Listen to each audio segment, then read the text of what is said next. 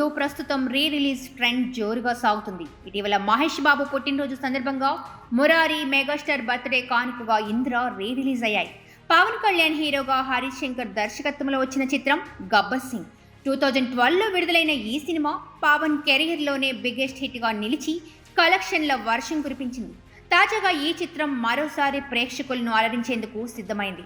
పవన్ పుట్టినరోజు సందర్భంగా సెప్టెంబర్ 2న గబ్బర్ సింగ్ రీ రిలీజ్ అయింది.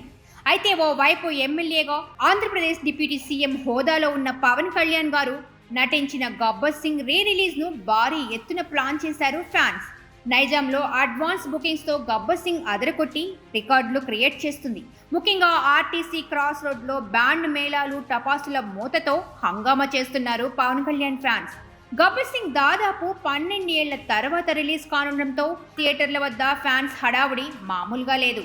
ఆర్టీసీ క్రాస్ రోడ్ లో గబ్బర్ సింగ్ బుకింగ్స్ చూస్తుంటే కొత్త సినిమా విడుదల అన్నట్లుగా ఉన్నాయి. ప్రేక్షకుల రద్దీతో థియేటర్లు నిండిపోయాయి.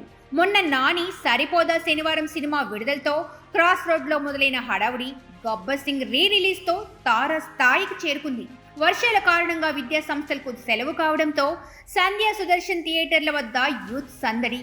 క్రాస్ రోడ్స్ నలువైపులా ఎటు చూసినా పవర్ స్టార్ అభిమానులు, హడావుడి వాతావరణం కనిపిస్తుంది.